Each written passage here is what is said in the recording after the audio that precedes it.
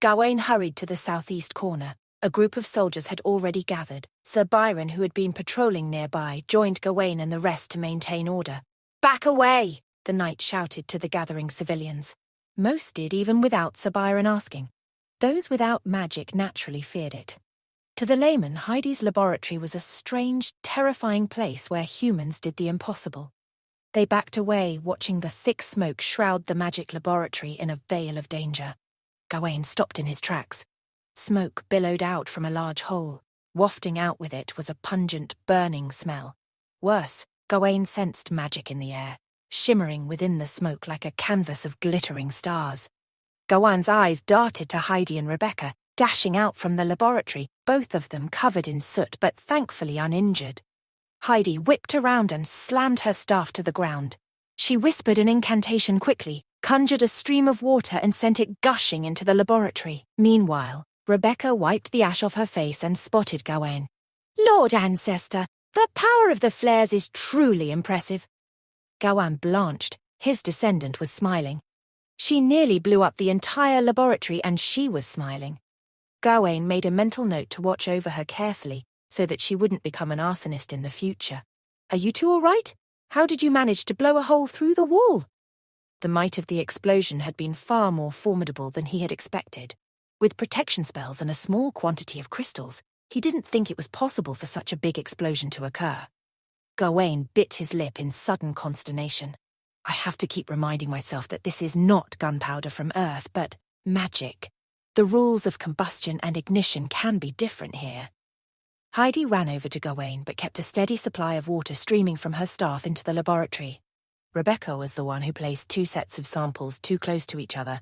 It doubled the amount of crystals ignited at the same time. Heidi sent a ball of water crashing into Rebecca's face. She staggered back and felt the grimy soot dripping off her face. Gawain shot Rebecca a look as Heidi sighed. Still, I would have never expected such explosive power.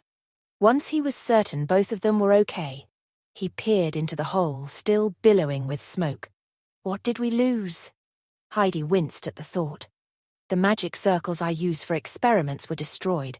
Fortunately, the moment the explosion occurred, I diverted most of the energy in the direction of the vacant wall, so that outrageously expensive crystal resonator was unaffected. It's mainly the wall, a big chunk of the wall.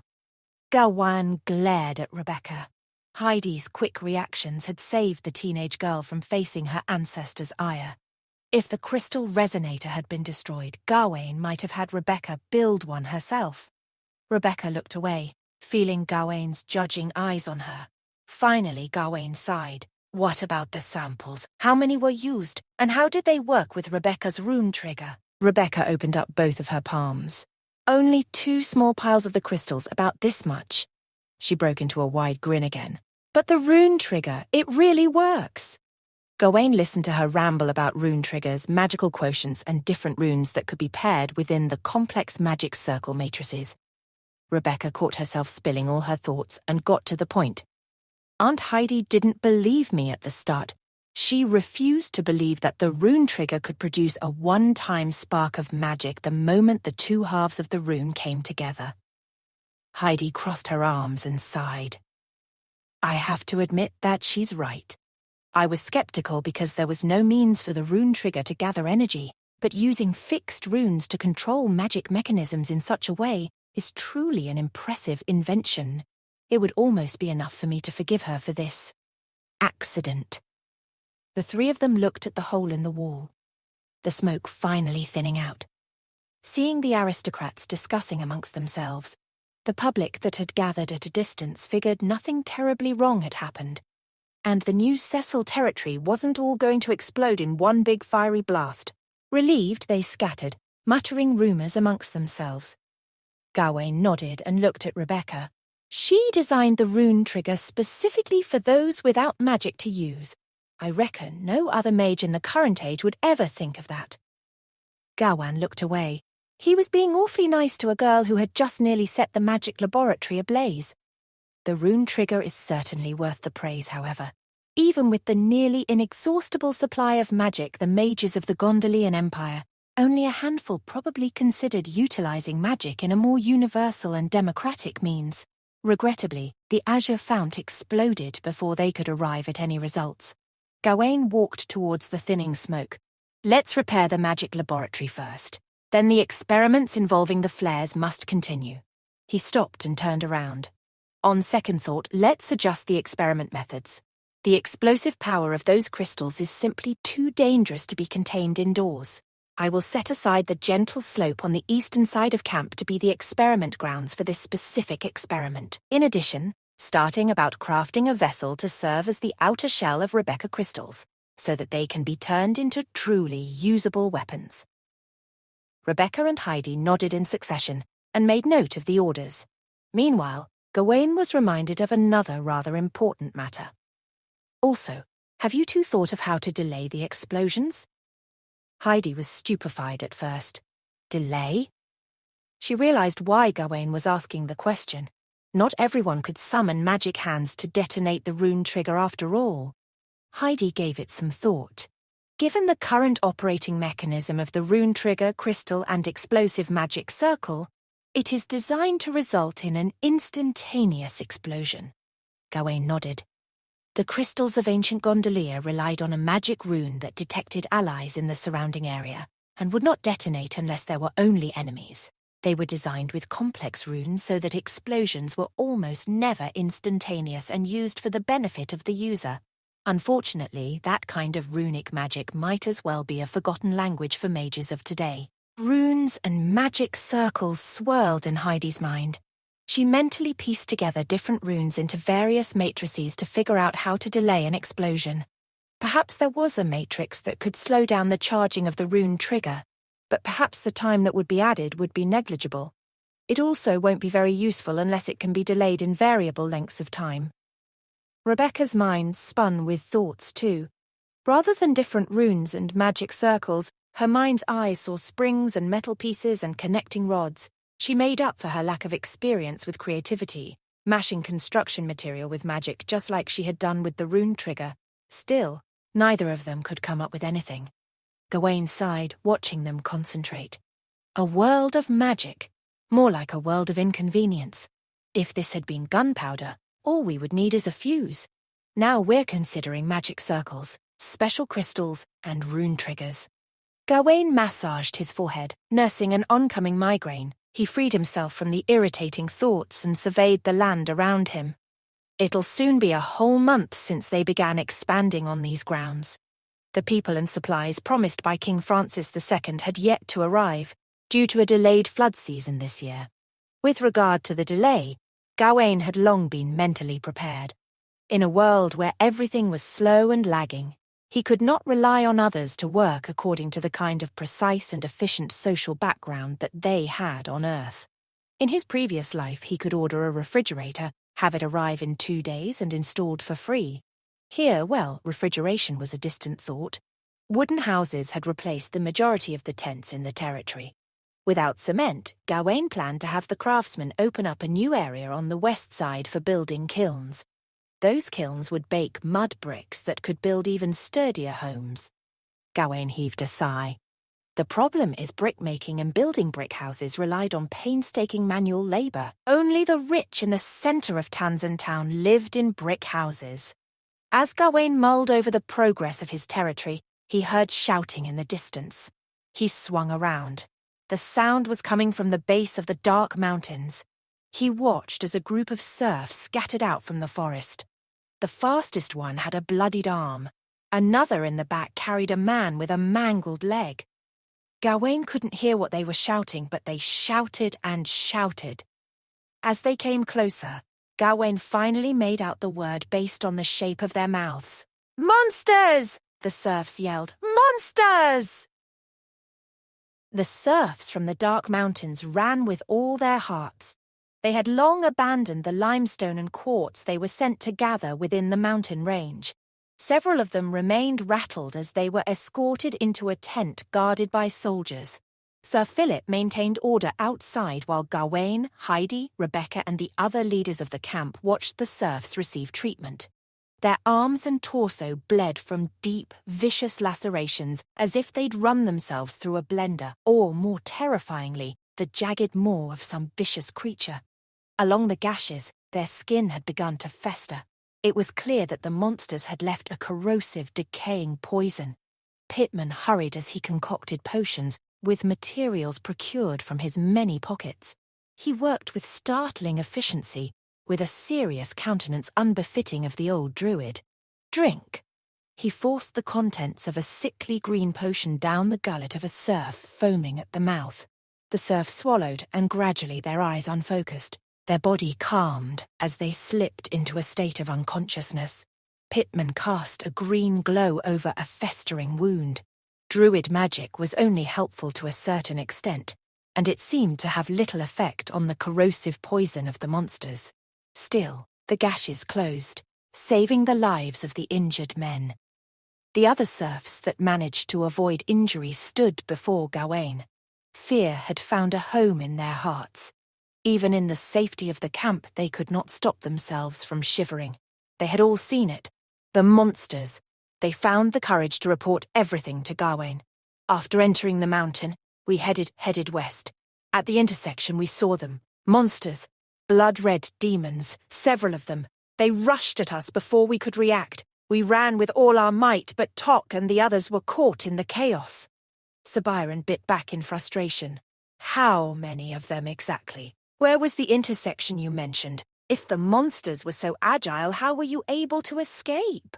The knight's barrage of questions and stern demeanour frightened the serfs some more, and Gawain stepped in. Calm down. All of you. Sir Byron is merely trying to get the facts straight. Gawain pointed to the calmest of the bunch. Tell us first how you escaped. The serf in question nodded, swallowed any reservations, and replied, In the beginning, we didn't think the monsters noticed us. They looked like they were just wandering along the mountain path. When we started running, they chased after us. Because the mountain path is narrow, we managed to take a quick turn that caused the monsters to jam up as we escaped. Heidi crossed her arms. How many were there? The serf held out his fingers. 3. Another one of them cut in. 4. When they chased us, I saw 4. Heidi glanced over at Gawain, both of them consumed with worry. So there may be even more of them. They were probably travelling in a large pack, and you happened to run into a few. Gawain's perspective shifted to the aerial view linked to his mind. He hadn't gotten any warning from the eye in the sky, nor did he sense an emerging magic phenomenon. How did those monsters appear? Where did they come from? It doesn't make sense that my planetary view didn't pick up on them. Pittman shuffled over after casting another druid spell to heal another of the wounded. The others are fine. They'll need a while to recuperate, and hopefully the infections will settle down on their own after a few days. Gawain gave a sincere nod. Thank you. Seeing Pittman work his magic on the injured relieved Gawain. The old druid had the veneer of a freeloader and scammer, but here he seemed like a powerful healer, with capable medicine and magic. Pittman winked. Not a problem. The issue at hand now is the fright across your 800 other civilians. I suspect word has travelled across all your people that there are monsters nearby. Gawain nodded. I'm aware. He turned to Heidi. Heidi, suspend all scouting and harvest work outside the camp. Operations within the camp will resume as usual. Same for the distribution of food. Maintaining order is our top priority. Gawain turned to Sir Byron next. Byron, lead your men and strengthen the patrols. Polish the armour and sharpen weapons. Inform Sir Philip to equip the newly drafted militia too. Gawain turned to Amber next, but she was the one to speak up first. If I said I wasn't going, would you smack me in the head? Gawain's eyes narrowed. Yes. Amber pouted. All right then. I'll go. Gawain held up a hand. I didn't finish. I'll go with you as well. Amber's eyes widened with surprise. Heidi stepped in. Lord Ancestor, you mustn't. If you go and investigate the monsters and something happens... She trailed off, words scrambled by worry. Gawain shook his head. I've been here for a month drawing diagrams and giving orders, but don't forget what I did 700 years ago. I fought monsters day and night back then. A seed of doubt sprouted in Gawain's mind. Who knows if I am even half the man from 700 years ago now? He pushed away the doubt. Right now, his people needed confidence. He held his head high and faced everyone else. If there are only a few of these monsters roaming the mountains, I'll take them out without trouble.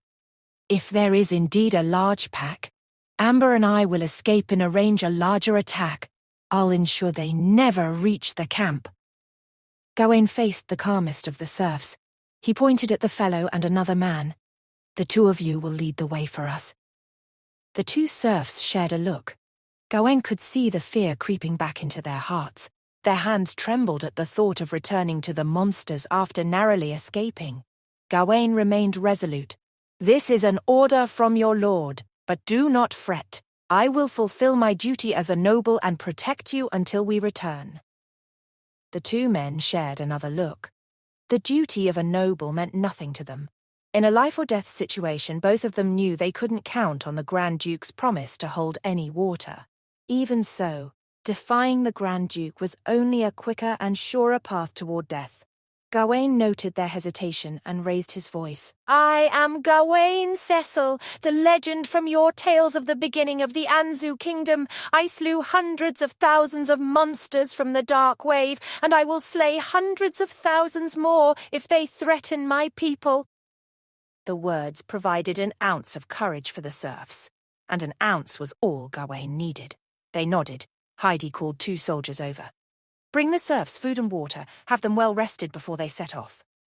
Meanwhile, Gawain walked over to Rebecca, who had been silent all this time. Seeing the people writhing in pain, covered in festering gashes, caused her mind to go blank. Even back when the first Cecil territory came crumbling down, infested with monsters, Rebecca hadn't seen much. Now, she had a first-hand look at the devastation the monsters wreaked on the fragile human body. "Rebecca, how is progress with the flares?" Gawain blocked her vision of the injured serfs. He crouched to her level to look her in the eye. "Everything okay?" Rebecca nodded slowly. "Yeah. The crystals are still in production and the quantity is increasing. The rune trigger is also close to completion, but we're still figuring out how to delay the explosion." Rebecca knew what Gawain was thinking. "Are you thinking about using them against the monsters? It's still not ready." Gawain nodded. "It's okay, but we must be prepared. Go and look for a craftsman who knows how to make hunting traps. I'll tell you what to do after." Rebecca nodded more confidently and hurried out. Sir Byron walked over. "My lord, we're not going to let the monsters come near the camp, are we?" Gawain shook his head. "It's a precautionary measure.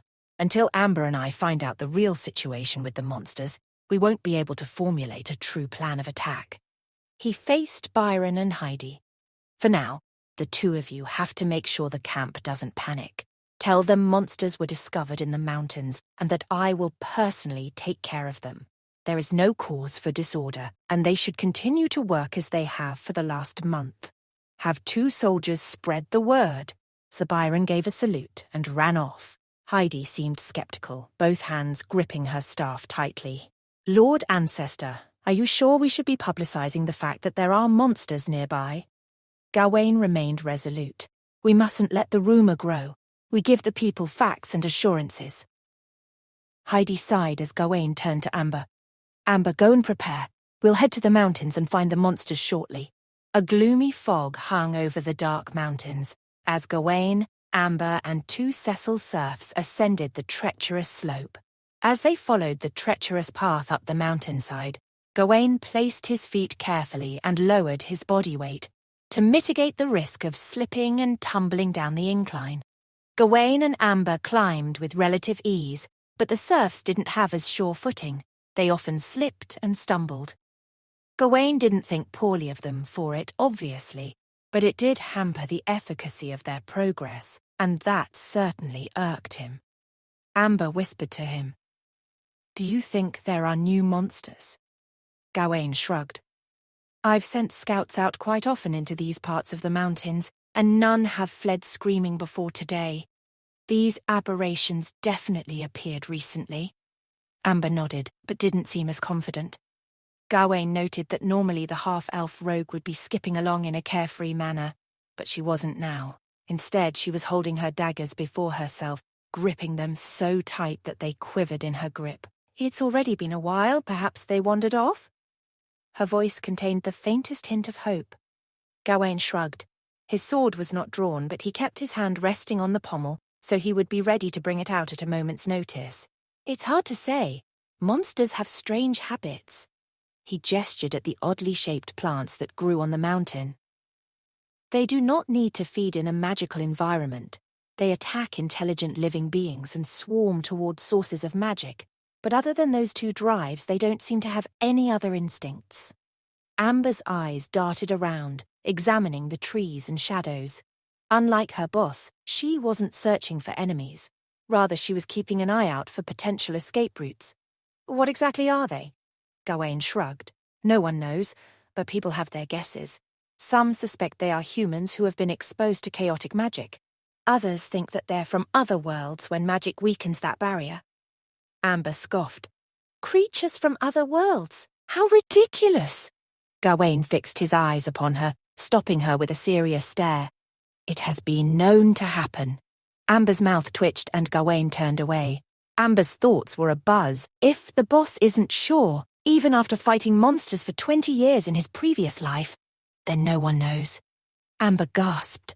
She pointed ahead of the group and hissed, "Look! Over there!"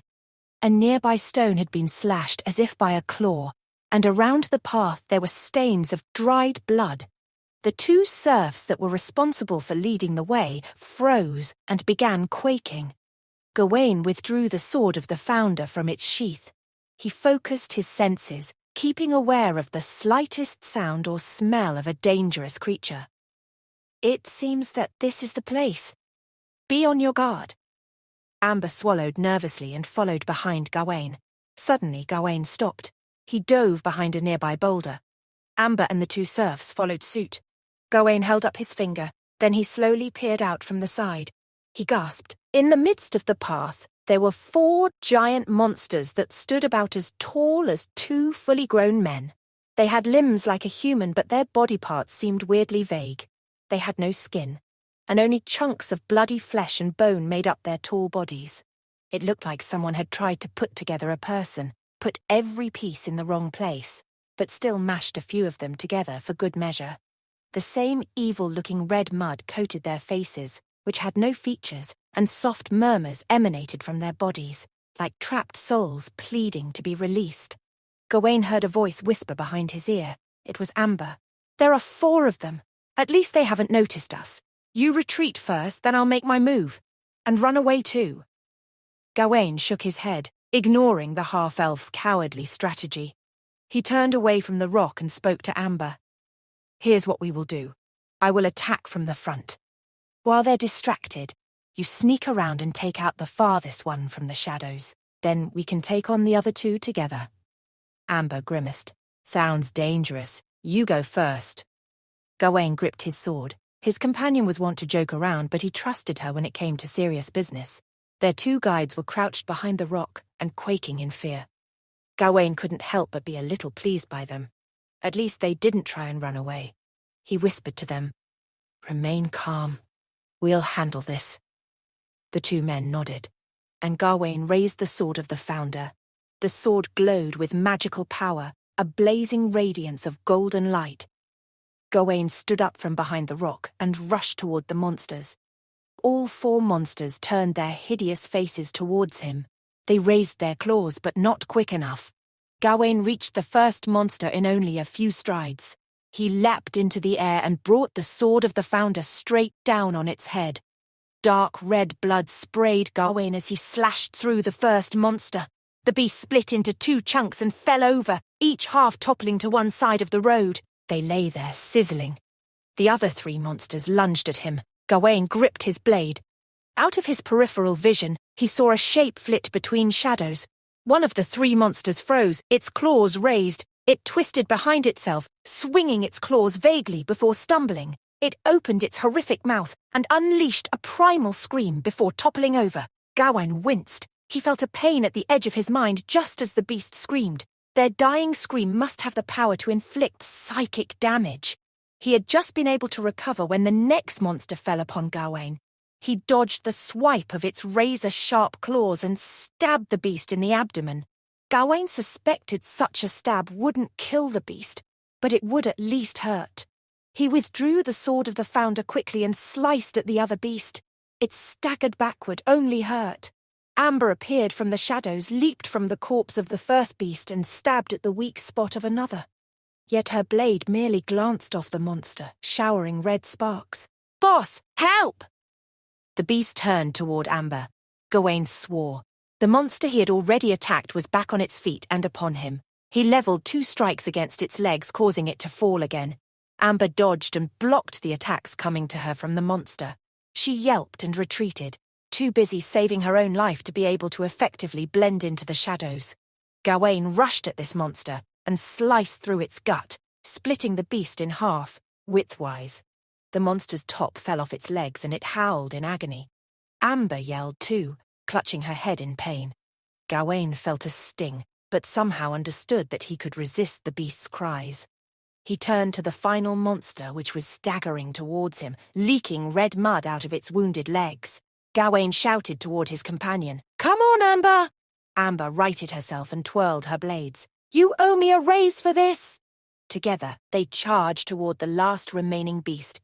Amber disappeared into the shadows. The aberration howled and lunged toward Gawain. He sliced at its wrists, cleaving its claws from its body. The 2 serfs, watching from behind the rocks, flinched as the monster's hands fell to the ground with a wet splat. Amber reappeared from the shadows and slashed at its neck with her daggers. The monster howled and Gawain stabbed it in the groin. The howl ceased, but the beast still writhed. Gawain pulled his blade upward as hard as he could, opening this beast as if the Sword of Founders were a letter opener, and the creature a mere piece of overdue mail. The beast howled one final time and its body collapsed, steaming to the ground. Gawain stood over the 4 corpses, breathing heavily. He took out a cloth and wiped off his sword. Amber plopped down to the ground on her bottom. "Well, that's enough exercise for today. I need to get better at running away."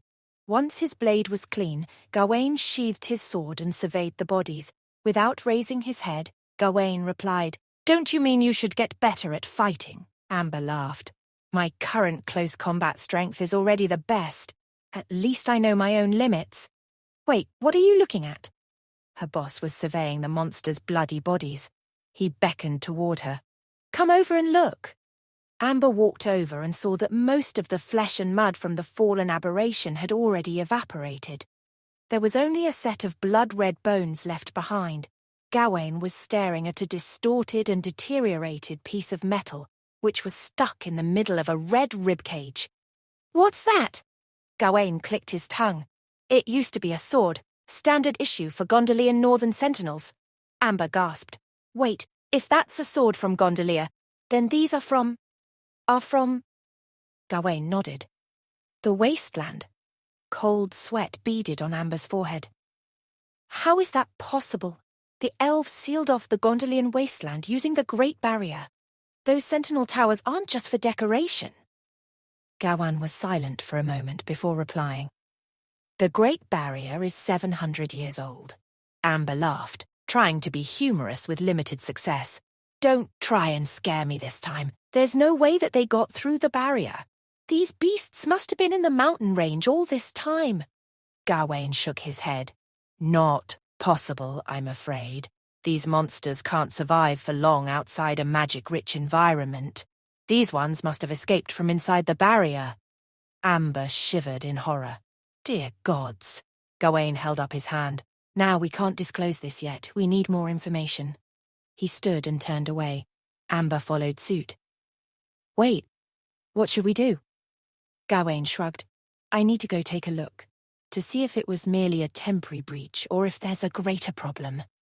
Amber sighed. Her heart was wavering violently between recklessness, curiosity, and sheer terror. She clenched her teeth. "Well, if you must go, then so shall I." Gawain and Amber stood over the steaming corpses of the aberrations. Amber gulped. "So, we should go to the nearest sentinel tower? Isn't that dozens of miles away?" Gawain shook his head. "No, we just need a high vantage point. That way we can easily see the condition of the sentinel towers." Amber nodded. Right. More climbing. That's doable." Gawain looked over to the 2 serfs who had led them to the site of their ambush. They had made it this far with little problems. but they wouldn't be helpful to have around in the future. We'll go back to the settlement first. That way we can mitigate everyone's fears. After all, we want them to know that they're not about to endure the massacre that they all survived a few months ago. Gawain leaned over their vanquished foes' remains. The flesh and mud had already disintegrated, leaving behind the beast's dark red bones behind, which was still steaming and sizzling. Gawain drew the sword of the founder again and hacked down at the bones. Sparks showered as Gawain chopped at the bones. The serfs and Amber winced backward. Those bones were tougher than steel, but soon Gawain had successfully dismembered them.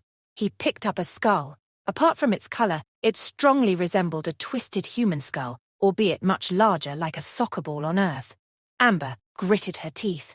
Gross! What's the point of that? Gawain held up the grisly trophy. This will reassure the people that the monsters are truly vanquished. Here, hold this. He tossed it to Amber. Amber caught the skull reflexively but cringed and grimaced away from it. Are you sick? Are you sure that this will calm people? It might scare them to death. Gawain hacked away at another monster's neck bones. Our clan has been defeated by these beasts once. Our people need their fighting spirit back. What better way than showing them we can kill the beasts?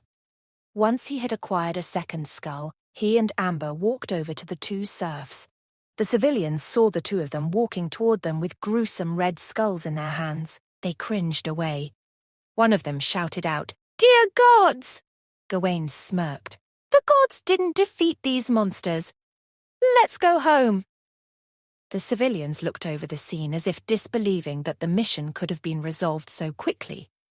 Gawain spoke again. Don't worry. These beasts were this weak 700 years ago. If a sword can slay them, what danger can they pose to the camp? The pair of Cecil vassals relaxed. One of them spoke up. And with a powerful lord like you, then how could they possibly stand a chance? The other serf muttered. I was only worried when I heard Amber scream for help. Amber opened her mouth to object. Gawain coughed to interrupt. That was just her war cry. Amber's expression morphed into a stern look. That's right. It was my war cry. The peasants exchanged a look but didn't pursue the point. They all turned and retraced their steps down the mountain, heading back to the settlement. As they left the mountains, Gawain had the civilians carry the two giant skulls. After a moment of fright, soon the serfs were swaggering up to the gate, hoisting the skulls above their heads, proudly letting their slain foes' severed heads steam black smoke into the air. They laughed in triumph. As they walked to the camp's entrance, Gawain noticed that the panicky and tense atmosphere was still hanging heavily over everyone's heads. Yet soon, the mood changed. Quickly, townsfolk assembled around them. Labourers abandoned their various tasks and rushed to hear what had transpired in the mountains.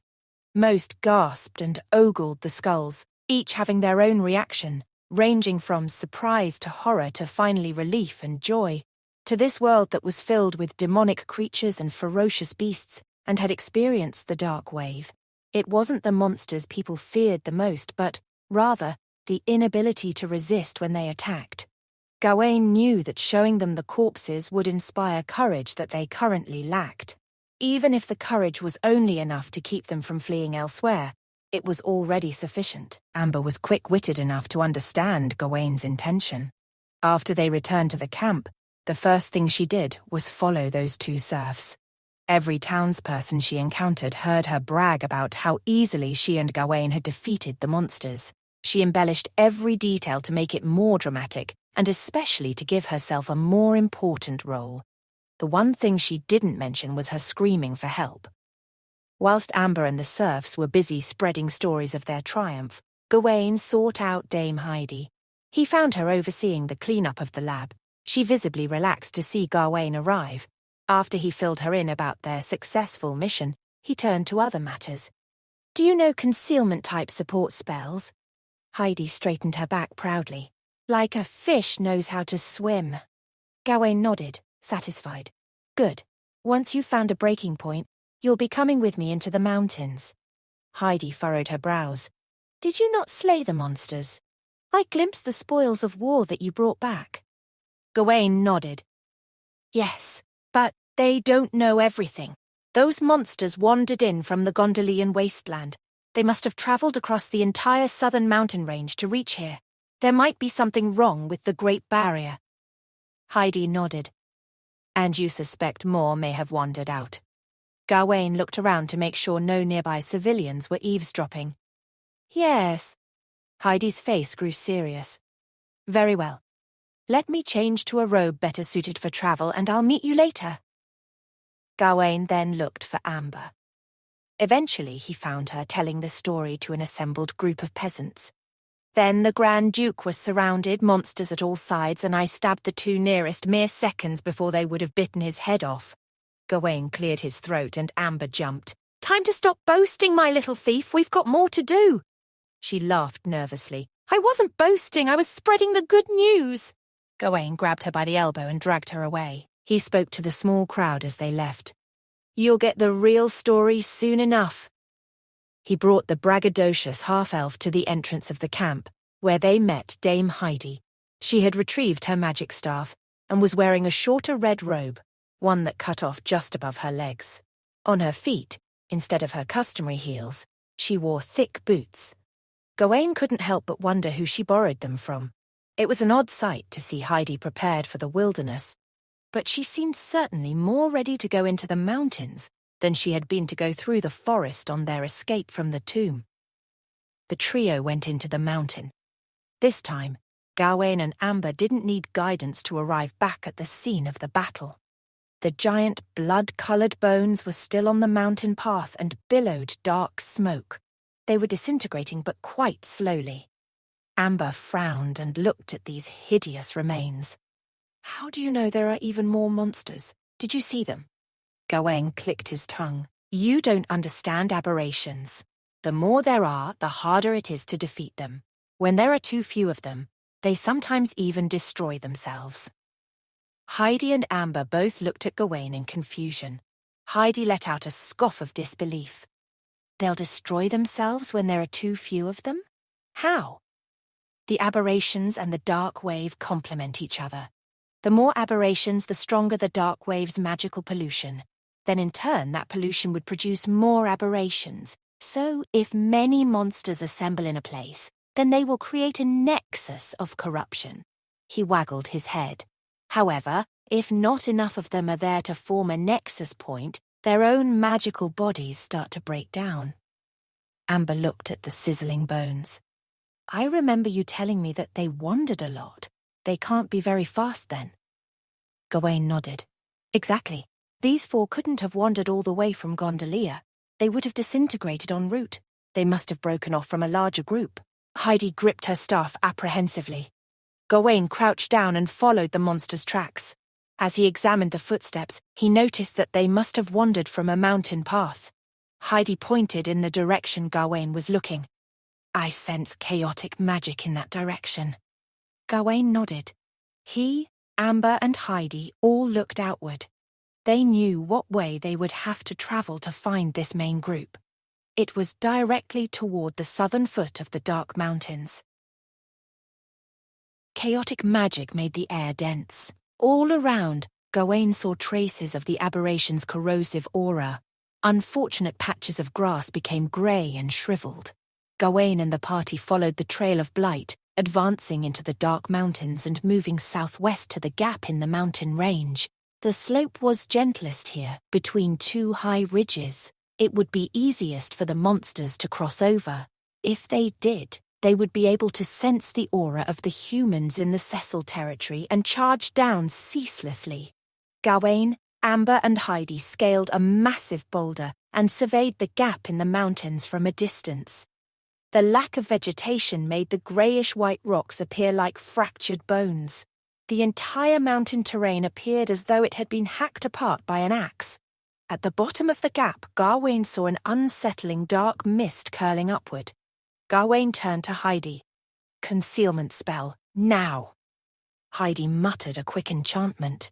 Though she was only a level 3 mage, the three of them became shrouded in a thick aura. Gawain felt the magical presence of Amber and Heidi dim. He knew from experience that the monster's senses dulled once they left the wasteland.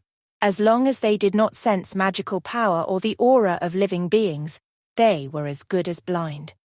Gawain nodded to Heidi and Amber. "Let's go." They cautiously moved forward. Amber wrinkled her nose. Gawain spelled the putrid odor too. Heidi's hand tightened around her staff. She had nightmares of this scent. A mere few months ago, the old Cecil territory had been ruined amidst this malodor. Heidi carefully walked behind Gawain when he halted and held up a hand. "Hide, they're right up front."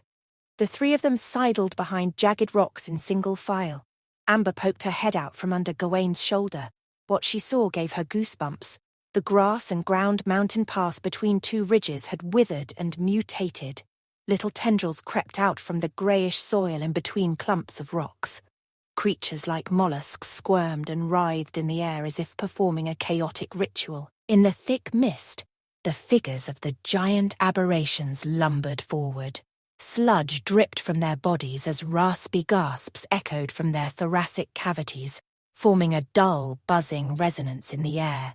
Stuck in the backs of the beasts were decayed ancient weapons. Lodged in one of the aberrations' abdomen was a hollow human ribcage. The sight seemed to confirm Gawain's claim that this monstrous species had come from the Gondolian wastelands. Once victims of the dark wave, they now spread it in this demonic form. And there was an entire army of them. Amber grabbed Gawain's arm. "Boss, maybe I should just go back." Gawain's eyes scanned the monsters. Amber fixed her gaze on Gawain. "We have to go. This horde will be enough to tear down the entire camp 3 times over." Gawain shook his head.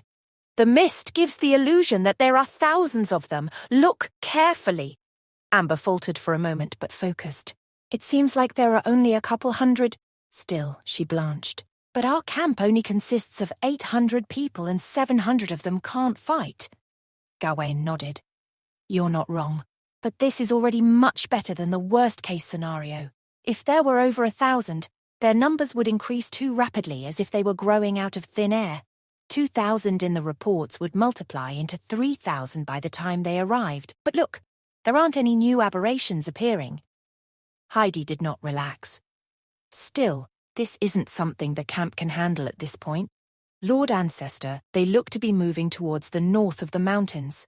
They'll get closer and closer to the camp, and once it is within the range of their senses..." Heidi held back her tongue before she could utter her worst fear. All the while, Amber's pointed ears shivered. "Didn't you say these monsters would randomly roam if they didn't sense any magical power or humans? Maybe they'll just meander here for another 700 years. Gawain shook his head. "We can't just let them be our neighbours. We need a way to get rid of them." Amber looked over, concentrated, and glanced back to Gawain. "I have a plan." Gawain raised an eyebrow. "You do?" Amber nodded. "It goes like this. First I sneak over and finish one off. Then you, the legendary pioneer, leap in like a god descending to the mortal world and slay the remaining 900 of them. Then, Heidi can set off some arcane magic fireworks to celebrate. Once we return, you can go back to farming and building homes while I'll go brag in the taverns." Gawain and Heidi both gave Amber a look. Gawain looked back at the monsters, then surveyed the surrounding terrain. He caught a glimpse of a narrow trail that ran parallel to the mountain gap, obscured by rocks. He tugged on Heidi's robe. "This way." Heidi and Amber followed after him. The trio skirted around the route of those slow-moving aberrations, towards a trail between the rocks. They trudged closer to the gap and found a ridge tall enough to gaze out to the northern side of the dark mountains. Gawain climbed up and gazed out. What he saw was his former home, the Gondolian wastelands, the ruins of the civilization he was born in over 700 years ago, shrouded in chaos and a dark mist. The pollution was so great that they had formed into the shape of thick clouds, plunging the swath of land in an eternal night. In the absence of natural light, the land looked peculiar, otherworldly, as if a twisted, ghastly realm had emerged from the pits of hell. In between the dark mountains and the Gondolian wasteland was a stretch of banded flatlands and a boundless dark forest. Though he looked from afar, Gawain spotted mutated giantwoods stretching up into the horizon within the black forest. Gnarled branches like spiky thorns spread out to cover the sky. Along the flatlands, the mist shrouded dilapidated forts, palaces, and buildings. These were remnants of human civilization, proof that people had once settled there. Their grave state, however, inferred that it would never happen again. The last thing that stood between Gawain and the wastelands was a gentle shimmer. This beautiful aurora-like barrier was the only thing in sight that could put people at ease. From a distance, it looked like a hazy, shimmering ribbon that stretched from the ground to the sky. Like a sheet of weak fluorescence, it cascaded in the air, glistening with gentle colours wherever light may chance upon its translucent border. This was the Great Barrier. Along the Great Barrier were towers spaced out evenly apart, surrounding the Gondolian wasteland. These, of course, were the sentinel towers built by the elves. Without the towers and the Great Barrier, the continent of Loren would not have endured the last 700 years. Even as Gawain looked out, it was beyond his imagination that the elves could have the skills and resources to erect such strikingly powerful structures along the wasteland. From what he remembered, the elves of the Sylvan Empire relied on the Dwarf Kingdom and the survivors of Gondor to provide materials and goods to construct the Great Barrier. The completion of the barrier was so integral to life that it brought together multiple different races, kingdoms, and peoples. In an era of terror and nightmare, everyone banded together for a promise of peace. Amber poked her head out from behind Gawain. She spectated the polluted land as well. Look, the land outside of the Great Barrier had been polluted as well.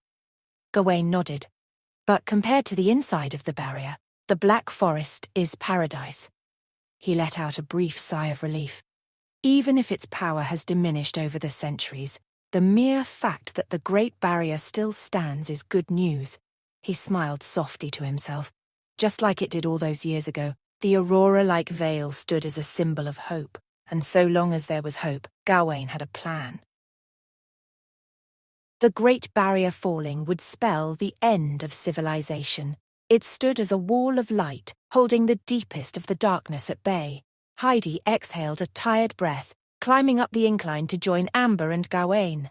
So that's the Great Barrier. I've only ever read about it in the old tomes. Gawain smiled nostalgically. A few hundred years ago, everyone along the borders knew of the barrier.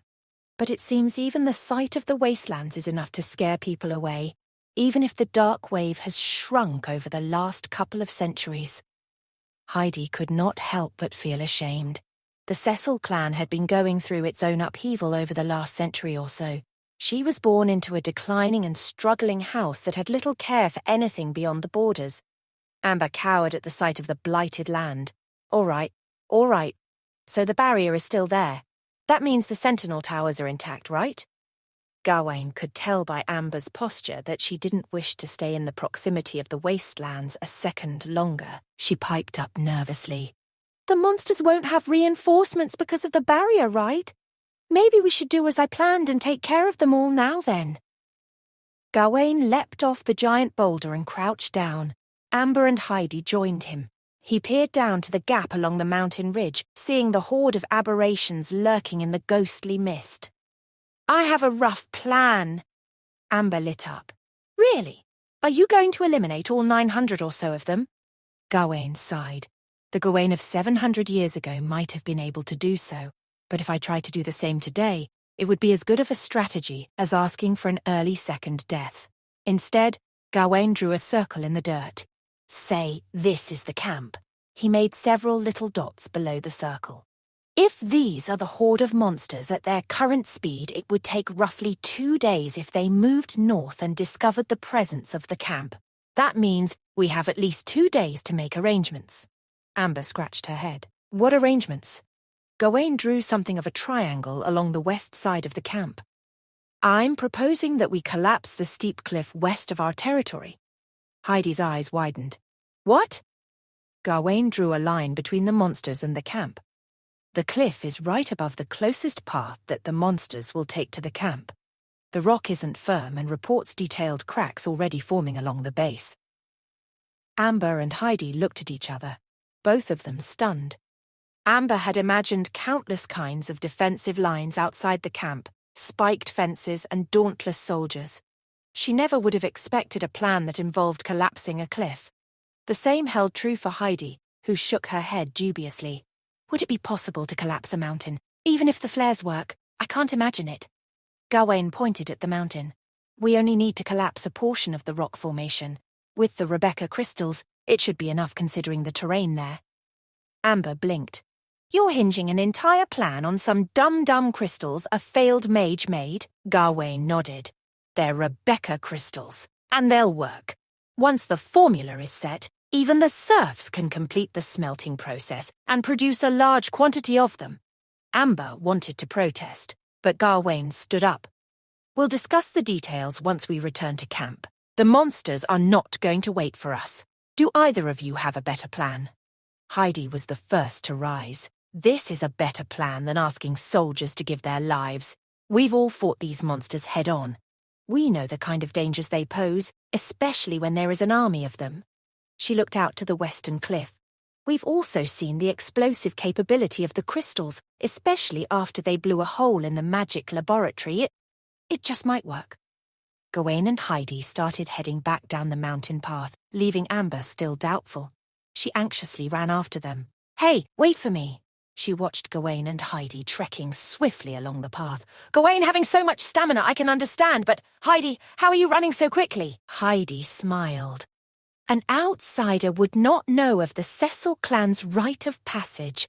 All heirs of the clan enter the forest upon adulthood, tasked to kill a wolf with their bare hands. Rebecca nearly died 3 times to the wolf before she managed to pass. Amber raised an eyebrow. What about you? Heidi glanced over her shoulder with a gentle smile.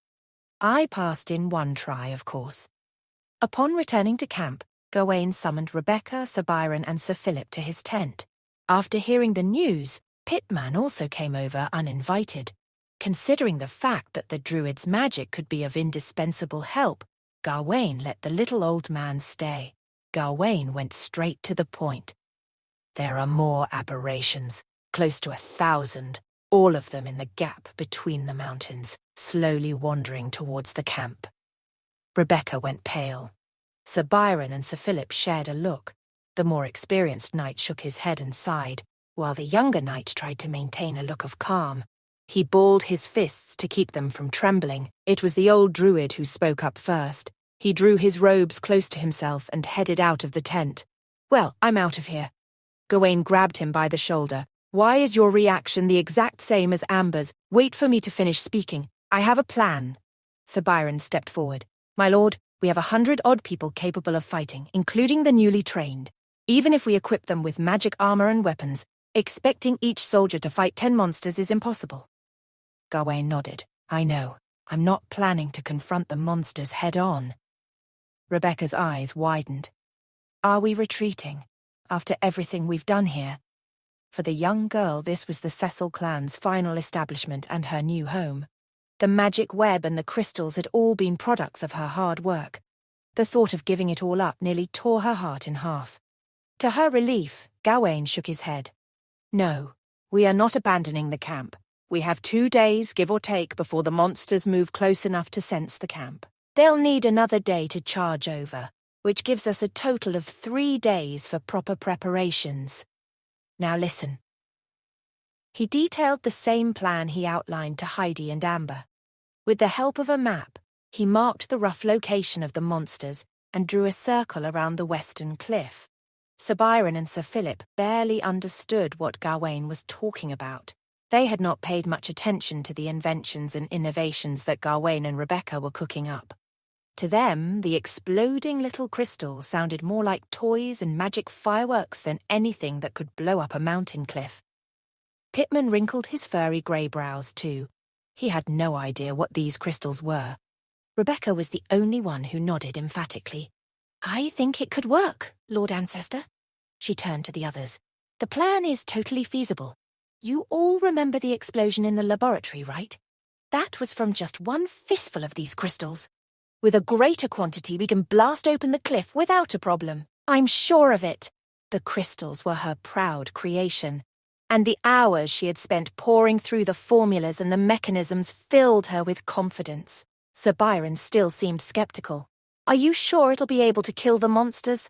We all know how difficult they are to kill. Gawain smiled. Aye, but they aren't invulnerable. Especially since they've ventured away from the range of the Dark Wave, we can expect them to be weaker too. Compared to the monsters we faced in the Blighted Cecil territory, these have far less primal magic. Sir Byron began to nod. And what if the collapse of the cliff doesn't kill them all?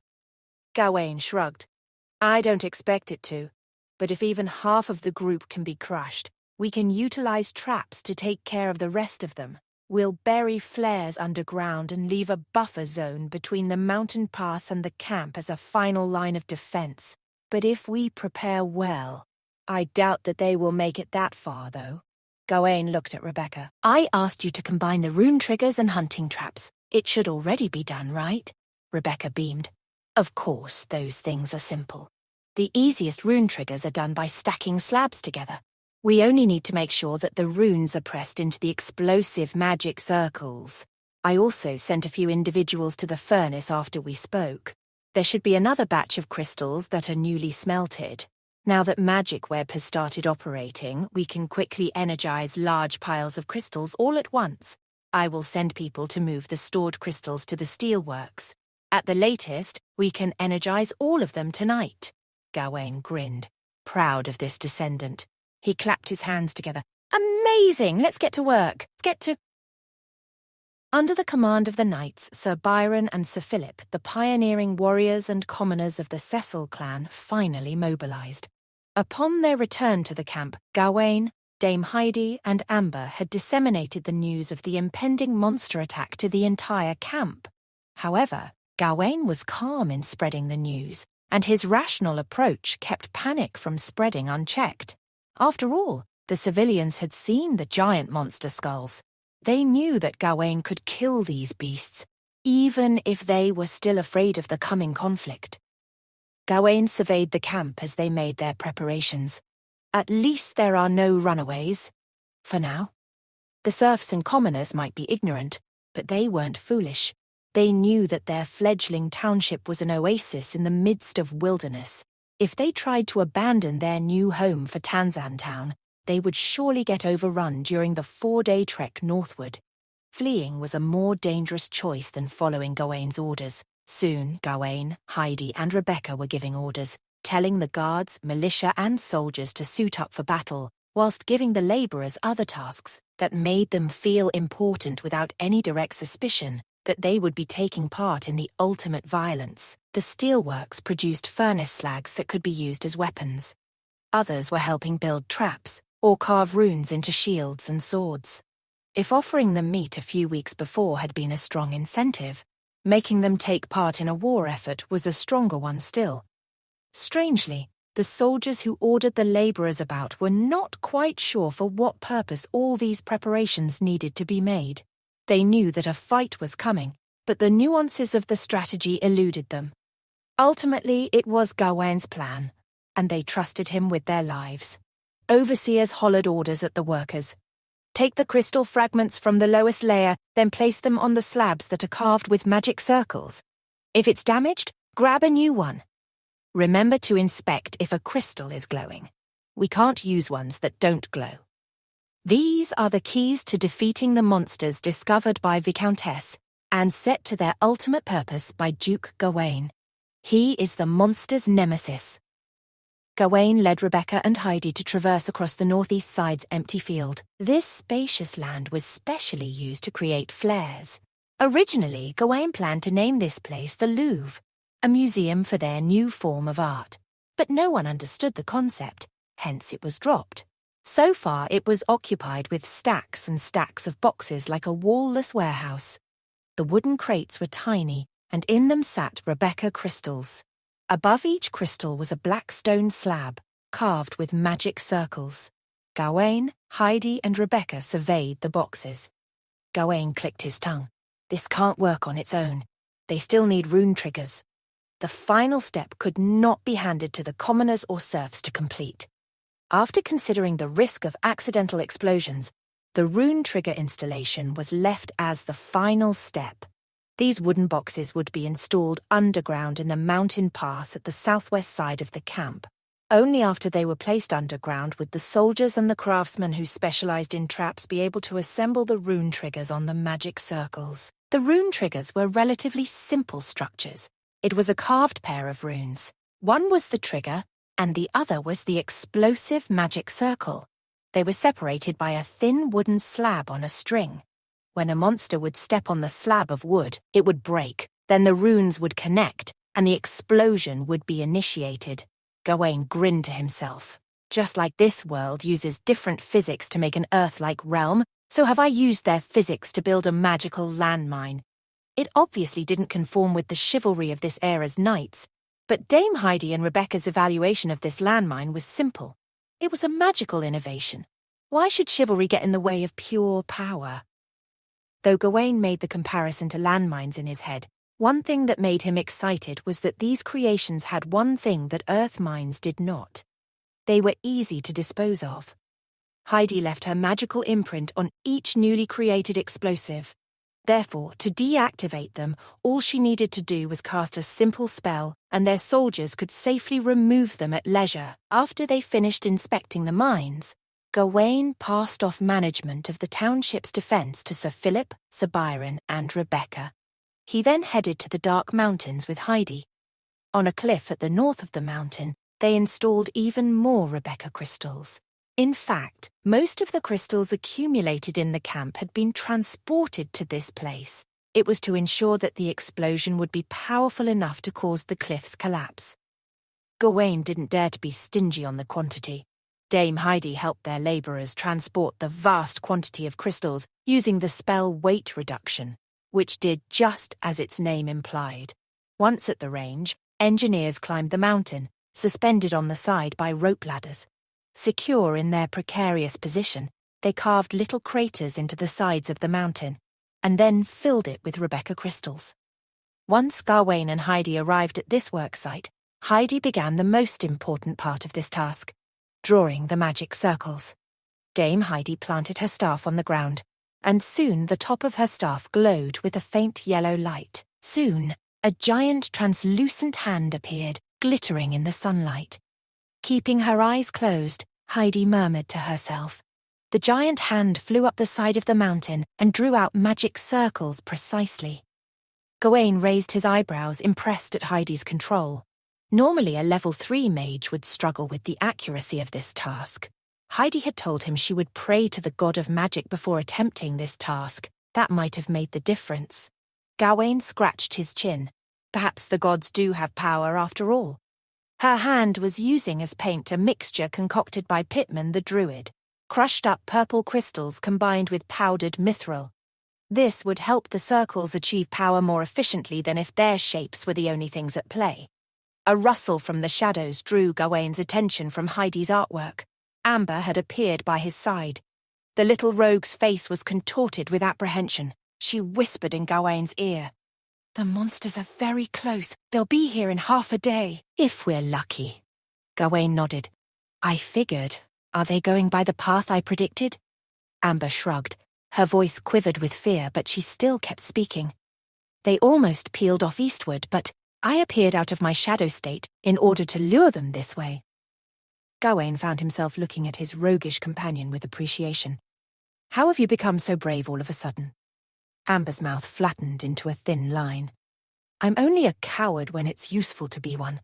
As it is now, well, I thought I'd take a risk." As she spoke, her vision wandered to the cliff in front of her. This tall cliff was above where they fought with the 4 aberrations. The path below was the same they had followed to find them. After experiencing long years of wind and rain, the cliff was indeed rather fragile and could collapse at any moment. Furthermore, there was only one path underneath it. If the aberrations passed through this path, they would definitely form a long and congested formation. When the cliff collapsed, they wouldn't be able to dodge. This was indeed a very ideal ambush point. If there was a high-rank master mage here, he would certainly choose to blow up the cliff to kill those monsters. After all, an extreme flame burst spell or an earth element disintegration spell would be needed from a powerful master mage to make the cliff collapse. But right now, the people who were about to do everything were a level 3, low-rank mage who couldn't even use the ice arrow accurately, and a large group of stonemasons, commoners, and serfs. This made Amber feel extremely nervous. The translucent sculpture hand was moving on the cliff and smearing the paint that was mixed with mithril powder, purple crystal dust, and an alchemy chemical on the surface of the cliff. Many runes had already taken shape, and the entire cliff was starting to look like some strange religious totem. On the top of the cliff, one could also see the rope ladders and the frames that were used by the stonemasons. Those were traces of construction that they didn't have time or patience to dismantle. This was proof that ordinary people had participated in this unfathomable plan. Not far away, the stonemasons and their apprentices were resting. They had used a lot of energy and bravery. It wasn't an easy task to bind themselves to a few ropes in order to dig holes in the cliff, especially under the pressure of time. Even Gawain felt it was rather incredible. He originally thought that this task would be impossible to complete before the monsters arrived, and yet the peasants had finished it with plenty of time to spare. Gawain made a note to never underestimate the power of the common folk, especially those who weren't working for honor, but rather for their own survival.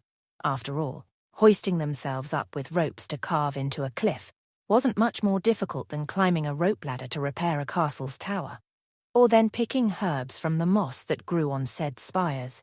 It was said that 400 years ago, in the western mountainous parts of the kingdom, when serfs had to pick medicinal herbs, they didn't even have ropes, because back then, ropes were even more expensive than serfs. So they climbed only using their limbs and a strong sense of purpose. But in Gawain's new world, they cared if serfs died doing their tasks. They weren't just working for the clan, but also for themselves. This is how they would win. The stonemasons and their apprentices were resting on the ground and watching with eyes of admiration and reverence, while Heidi's magical hand lifted the remaining materials into place upon the mountain.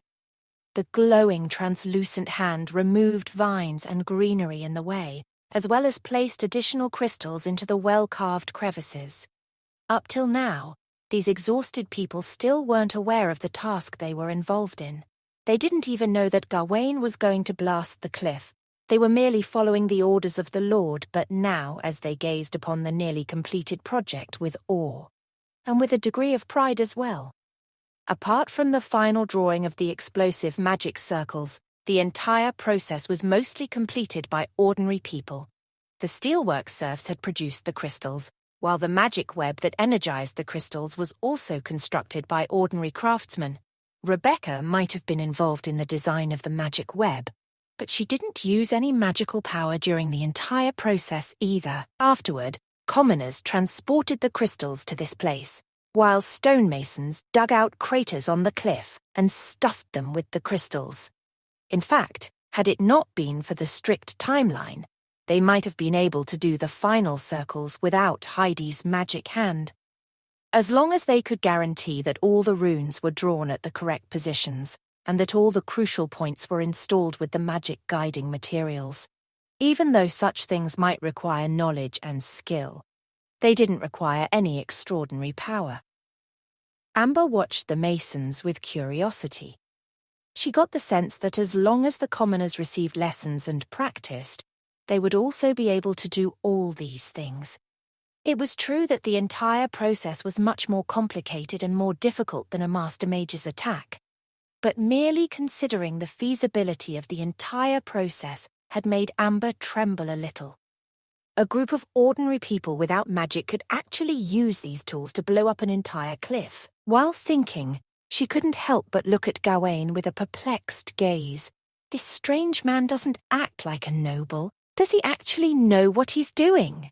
Amber shook her head, dispelling the concerns. There would be plenty of time for worry later. She only had a little bit of proper work to do before her part in this task was done. She clapped her hands and looked up at the sky and realized it wasn't time to eat yet. She then turned around and vanished into the shadows. She was going to continue monitoring the movements of the aberrations and report back when appropriate. It was a rather important task. On the other side, at the mountain pass southwest of the camp, Sir Philip and Sir Byron, the two knights, were accompanying Rebecca and doing something they had never done before. They were commanding their subordinates to install underground explosive traps. Soldiers and commoners walked along, digging up small pits. They were just the right size to hold explosive traps. Rebecca followed along and carefully placed the traps within. She also placed a red stone to mark each mine. The aberrations wouldn't take notice of them, but it would prevent any dim-witted person from accidentally blowing themselves to smithereens. Sir Philip frowned as he watched some of the soldiers cover up one of these wooden boxes with dirt. He then looked over at the others who dug ditches in preparation. Distress played itself across his features like a symphony. He couldn't hold it in any longer. He turned to Sir Byron, who stood impassively to the side. "Isn't this contrary to a knight's chivalry?" Brian grunted. "Contrary to our chivalry? You mean digging traps?" He regarded the younger knight with a curious look. "What should a knight with chivalry do to fight this encroaching menace?" Philip straightened his back and gripped his sheathed sword. "A knight shall fight against his foe in an upright manner, equip himself with bravery and righteousness, confront the strongest foe, and protect the citizens and the land. If a knight is victorious, then he can return with glory. If a knight fails, then he shall be buried honourably where he fell." Sir Brian held up his hand. "Stop, my lad. You are young, yet you speak like an old believer. These are at the orders of the Duke himself. He is a knight among knights. Our rules for chivalry are based upon him. Why would he contradict them?" Sir Philip cleared his throat uncomfortably and lowered his voice. "This is why I don't understand." Sir Byron put his hands on his hips. "Think about it this way. We are openly digging pits. This is no more a violation of our chivalry than setting up a cheval de frise on the battlefield." Sir Philip slowly nodded, understanding that the wooden spikes constructed to obstruct cavalry weren't dishonourable tactics. Byron continued. "Think of this as a tactical move. After some of the monsters are defeated, then we will have our chance to honourably face the strongest monsters as you wish. What's honourable about battling the weaker beasts? Surely that's a greater wound to our chivalry than this strategic defence." Philip thought carefully before looking at Byron with suspicion. "According to what you mean, these traps are to screen for the truly formidable enemies." Byron nodded. "Basically, yes." Philip thought about it for a moment. He watched the peasants continue to dig and set the traps. Eventually the young knight sighed. "I still don't understand, but I guess I will defer to the Duke's wisdom." Byron smiled and clapped his comrade on the shoulder. He then turned back and barked instructions at the workers. "Pour a little more rocks or something over here. Just don't press on the mechanisms. I have seen these things explode. If there are rocks in the pits, the explosion will be even larger." Rebecca strode over. "Oh, it can work like that." Byron shrugged. He winked at the Viscountess. "It's the way of things. Never underestimate a mercenary's wisdom and a knight's righteousness." Rebecca gasped. "Then I will have some of our men bring out the extremely dilapidated scrap metals and bury them with the traps." The knight who only obtained knighthood at an old age and the foolish young Viscountess smiled at one another before reaching a mutual understanding. Sir Philip watched, still feeling quite distressed at this new way of waging battle. He gritted his teeth. No matter how hard he tried, he wasn't able to fully agree with Sir Byron's arguments. A few hours later, all the preparations were complete. The soldiers and commoners retreated from the mountains. Gawain followed. According to Amber's reports, the monsters were very near. They were almost at the first trap, which lay in the north part of the mountain. Once the monsters started to sense the presence of humans and active magical energy, they would switch from the slow, roaming state and become violent and aggressive.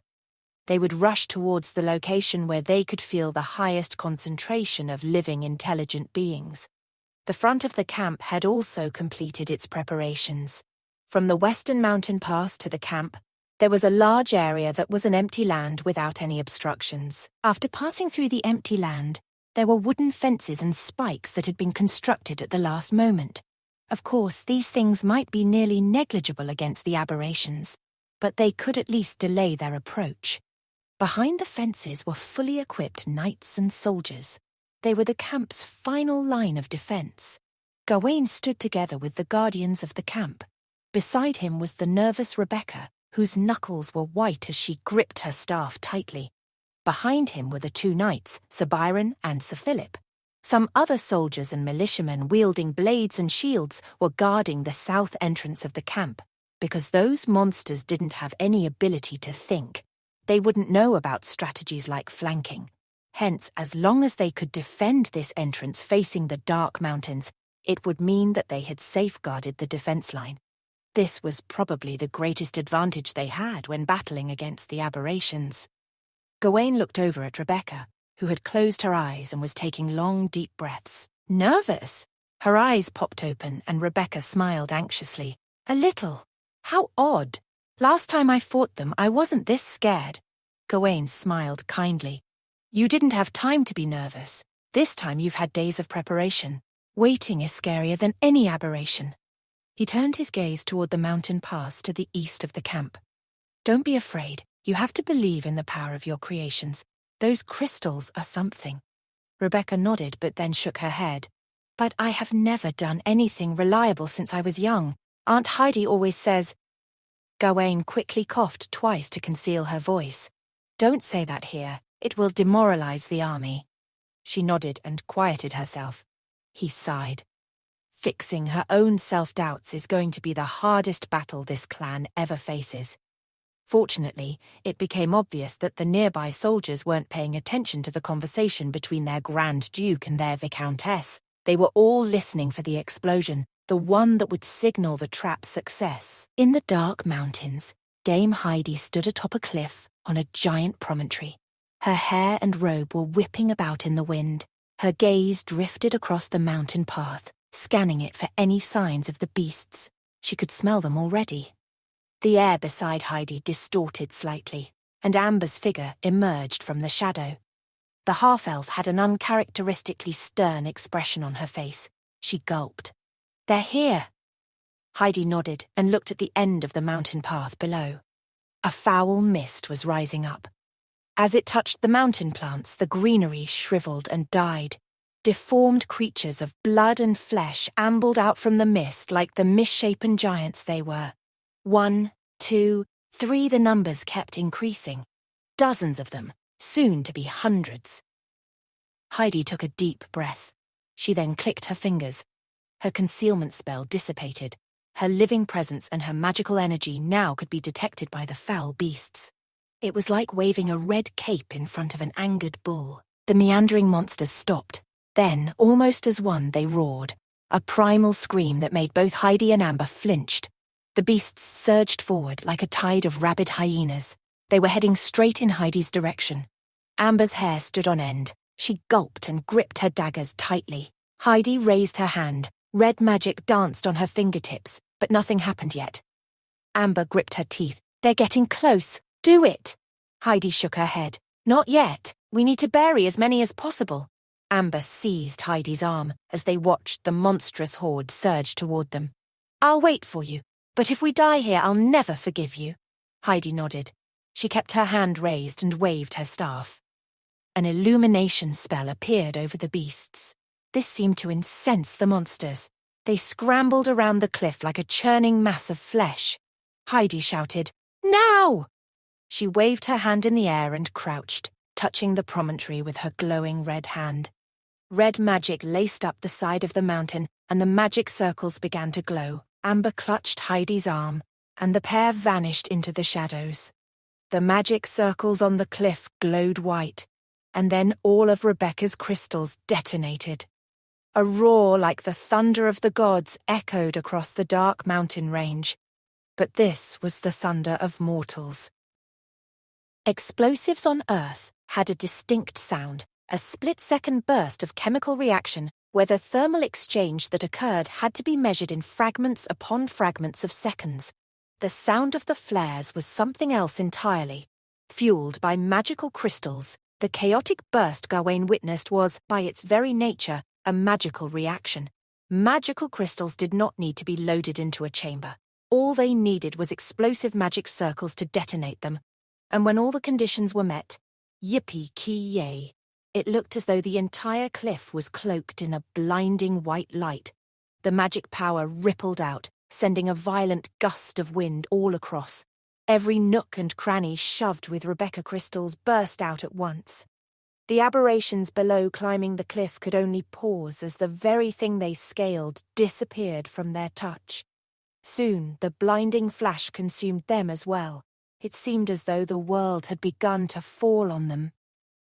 With Amber whisking Heidi away into the shadow realm, neither of them was able to witness the spectacular sight up close. The collapse of the cliff set off a chain reaction. The unstable boulders above the path came loose in a violent quake. Rocks and large clumps of soil drenched down on the monsters like a torrential downpour.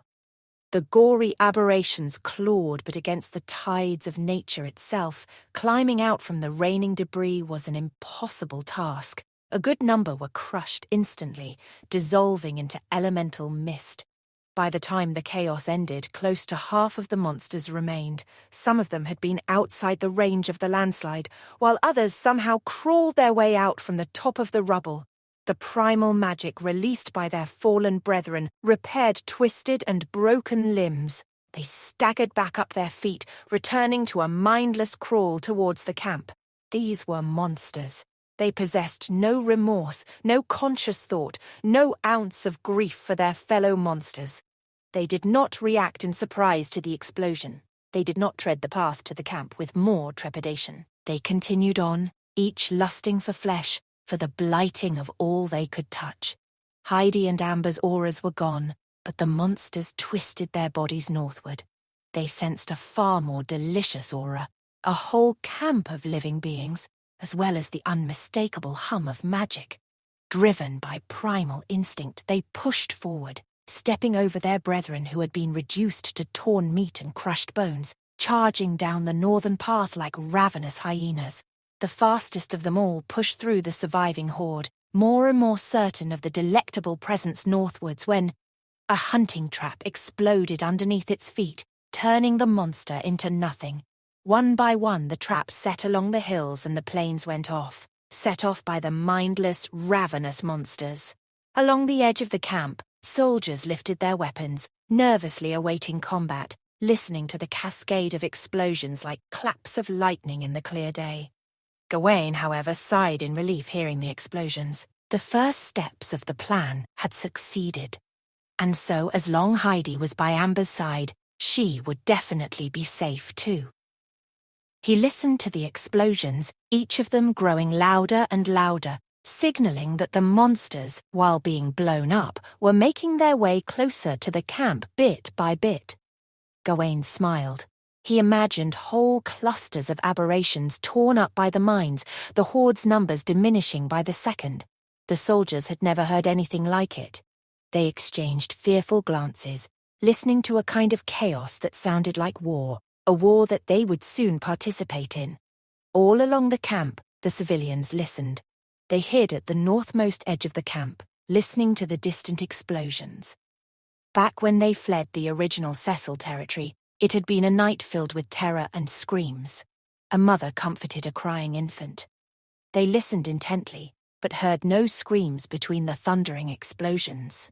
More than anything, it reminded them more of a stormy night than a second invasion of monsters. One of the more courageous civilians peeked out of the tent, seeing a trail of smoke curl up from the foot of the mountain. That was all he could make out, and that was a good thing. He sighed a breath of relief. If the monsters were any closer, if they could be seen and heard, it would certainly be time to run. Along the minefield, a monster charged forward with ferocious growls. It dashed for the camp, but a burst of light threw it into the air, exploding it into 20 or so pieces. Whatever was left of it was trampled over by more monsters. Along the hill and plains, thick smoke and bloody mist shrouded the monsters' sight. But they didn't need sight. They followed their other senses, relentlessly charging forward. From the border of the camp, the soldiers saw the silhouettes of advancing monsters. They watched explosion after explosion occur, knocking the aberrations away, only to give way for more to advance.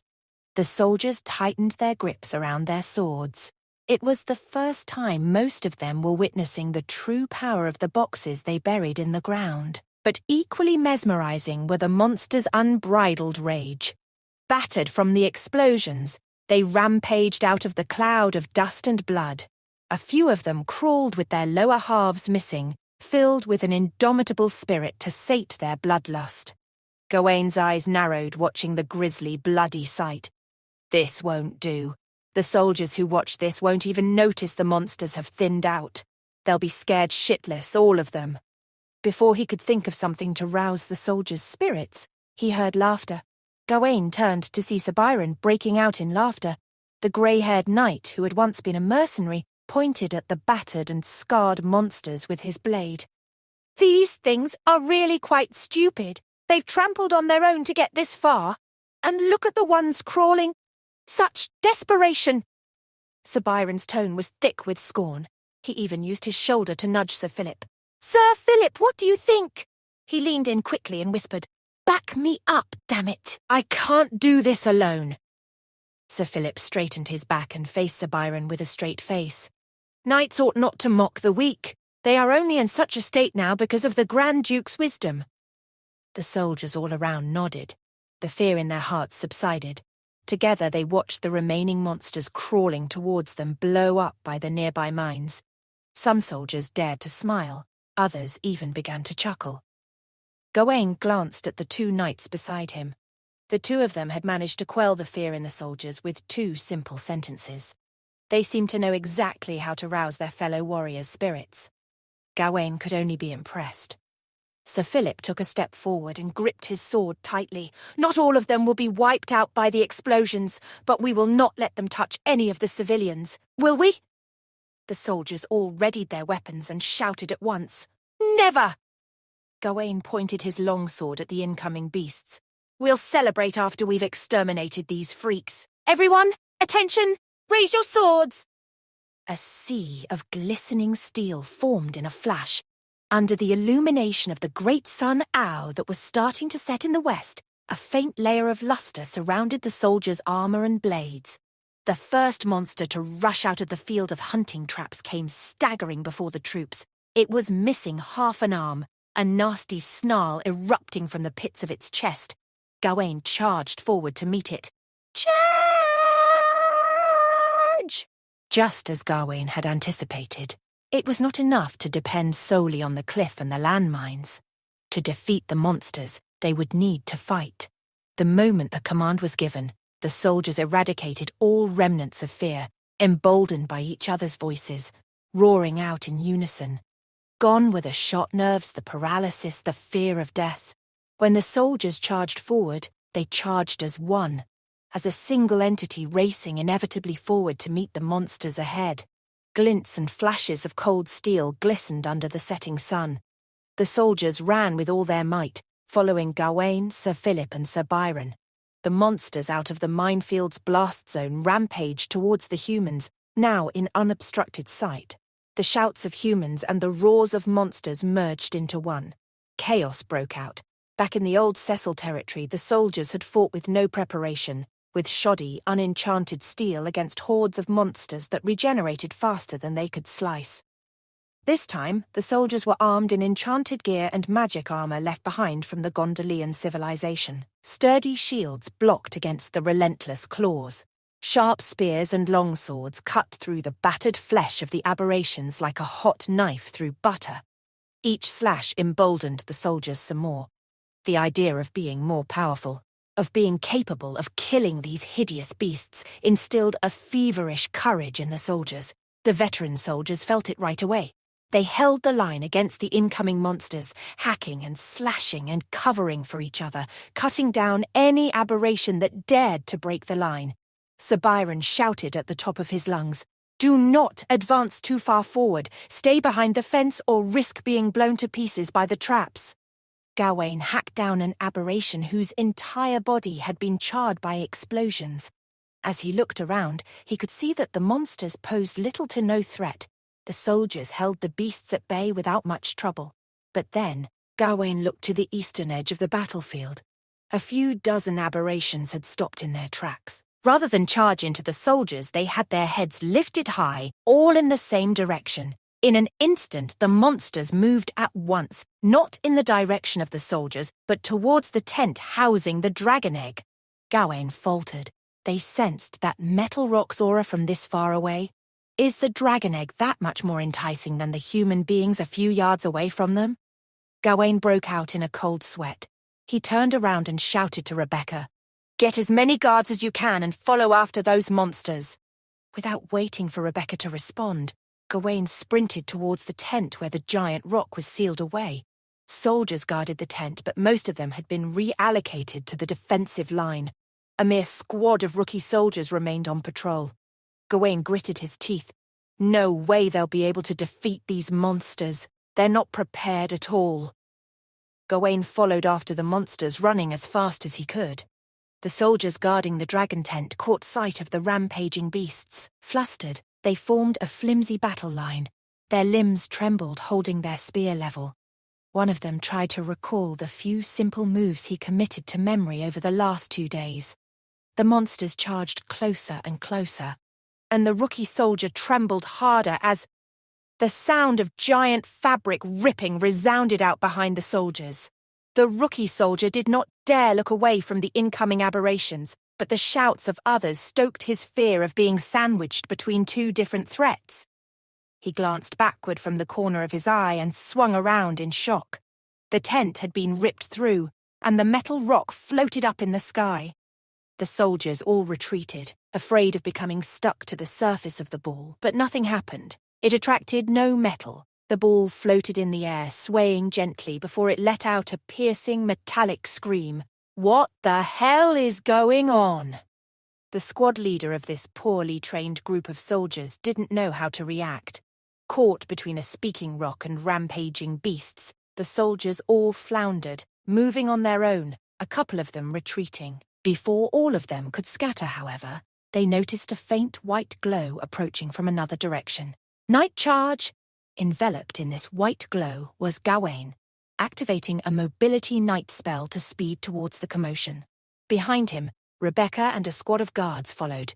Gawain saw the floating ball too. It shivered and spun higher into the air. Help! Monsters! What the hell is going on? Gawain blanched. So not only can this dragon egg communicate through magic, but it can also flat out talk. Gawain had no time to analyze exactly what this damn dragon egg was. He put all his focus on his legs and hurled himself up into the air, where he unleashed the signature skill of a knight. Champion Slash! Gawain's figure spun into a ball of blinding white in the air. White hot flames of energy roared out from his longsword. He aimed at the incoming monsters and landed like a comet, hacking the head clean off. Gawain used the same momentum to hew another monster into 2 halves. The body did not even have time to split apart before the blazing heat of his sword turned the flesh into scattered ash. The other aberrations nearby faltered, sensing Gawain's sudden burst of magic energy.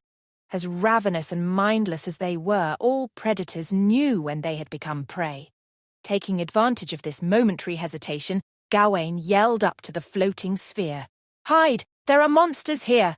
The metal sphere screamed back. "The tent's collapsed! Where the hell am I supposed to hide?" Gawain dodged as the sharp claws of a monster swept by. He countered swiftly with a backhand thrust of his sword. At the same time, a fireball the size of a skull collided with a monster charging at Gawain from behind. Gawain looked to Rebecca, who had conjured another fireball. She tossed it up in the air and, with 2 hands around her staff, swung it hard toward another incoming monster. "Lord Ancestor, I'll help you contain them!" Gawain did not waste any time. He ran to attack a group of monsters headed directly for the floating sphere. The sphere released a shrill metallic shriek and ascended higher into the air, only for all momentum to be suddenly lost. It came hurtling back down to the ground like a meteorite. The ball crashed right on top of a monster, crushing it immediately. The ground sunk in about 3 feet, and the crushed aberration immediately began to disintegrate. Gawain marveled at the sphere's true weight. More monsters charged at the dragon egg. It released another metallic scream and floated back up into the sky, only to fall and crush a second aberration. Gawain scoffed as he slowed down. It seems that the dragon egg can handle itself perfectly fine. The remaining soldiers around the tent watched with vague looks of amusement. The metal ball continued to float back into the air and crush the monsters below it. They lined up one by one to their deaths, as if asking for the blunt guillotine to crash down and bash their grotesque, sludgy heads in. Soon only 3 monsters remained. Gawain raced forward to help clear them. The metal sphere floated back into the air, its lower half covered in gory pieces of monster flesh. It floated only a few feet above ground, evidently exhausted. It released a tired, metallic sigh of relief. "Damn! That scared me half to death." Gawain cocked his head. "Mr. Bull, the monsters did not make even the slightest scratch on you.